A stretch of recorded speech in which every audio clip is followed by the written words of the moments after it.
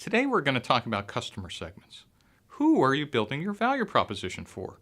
What jobs do they want to get done? What pains do they want to solve and what gains do they want to see?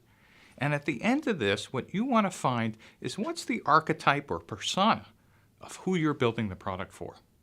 Now, last time we talked about value propositions, but today we're going to focus on customer segments. One of the interesting things about customers is that customers don't exist to buy, you actually exist for them. And especially if you're a technology startup, that's really hard because you always think it's about your product.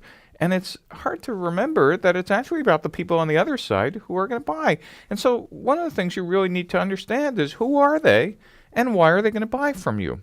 And one of the goals of customer segments is trying to understand the archetype or the persona or maybe just the details of who these people are in specific detail. You want to know where they live, what do they do, what's their age, are they in urban areas or are they married, etc.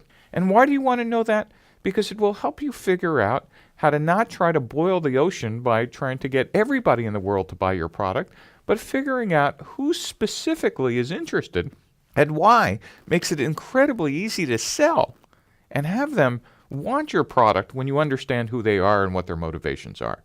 So that's why we spend all this time talking about customers and customer segments. One of the things you'll also see later in this lecture is that you might actually have multiple customer segments. That is, different types of customers all interested in your product. They might be male, 18 through 24, live in urban areas, but you might also have women who live in the countryside, 45 to 55 in some cases, also interested. And the types of marketing or demand creation you'll do to attract each segment will be different. But if you didn't know who they were, you'd be creating the same type of marketing and, in fact, probably not reaching any of them. So let's take a look at this in more detail.